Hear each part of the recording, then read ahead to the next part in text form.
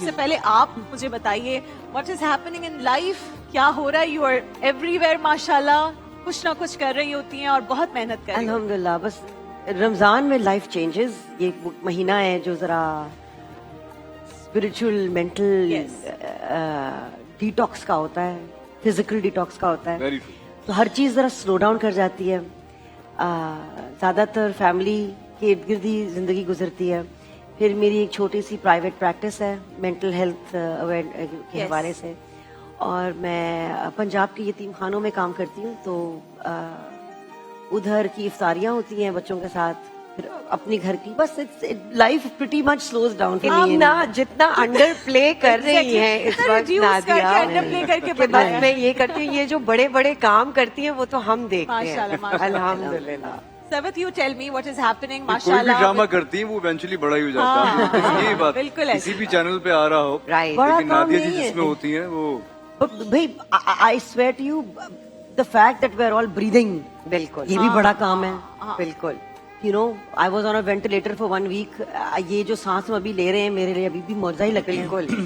تو ہر کام ہی بڑا کام ہوتا ہے. ہم بڑا فار گرانٹیڈ لیتے ہیں کہ ہم دیکھ سکتے ہیں, چل سکتے ہیں, جیسے ہی کچھ ہوا ہم اٹھ جاتے ہیں. میں ہمیشہ سب کو کہتی ہوں کہ یہ اتنی بڑی بلیسنگ ہے نا کہ کچھ بھی ہوا فوراً سے اٹھ کے کھڑے ہو گئے. 31 times he's told us میری کون کون سی نعمتوں کو جھٹلاؤ. ابھی آئیے اعلیٰ ربکم آتوں کا.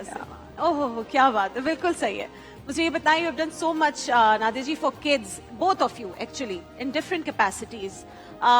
ہم جب بھی عورت کا سوچتے ہیں سب سے پہلے آتا ہے ماں کا رول, اور ظاہر ہے کہ رسول اللہ کی نسل ایک عورت نے چلائی, تو وہ ماں کا رول بڑا امپورٹنٹ ہے ہمارے دین میں بھی, اس ملک میں بھی. خواتین نے جتنی قربانیاں دی, you were really focused and you are still focused on your own kids and the other kids جن کو آپ نے اپنا بنا لیا, اپنا لیا.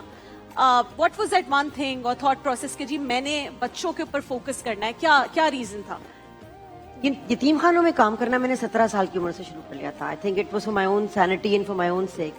لیکن ایک exact I can remember where Zara. It was when where Zara کا وہ آفر آیا تھا, اور وہ جب بات چیت چلی یش انکل کے ساتھ, اس وقت میری شادی ہوئی ہوئی تھی, you know I was not pregnant.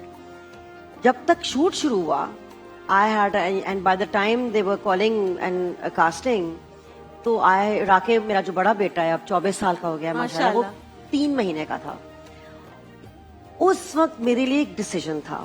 It was کہ مجھے, اور میرے خیال میں جس چیز کی زیادہ لت تھی نا اس نے مجھے کھینچ لیا. حالانکہ امی نے, سسرال نے, سب نے بڑا سپورٹ کیا. امی نے کہا میں ساتھ چلی آؤں گی, میرے ہسبینڈ نے بڑا سپورٹ کیا. علی نے کہا don't let this opportunity go.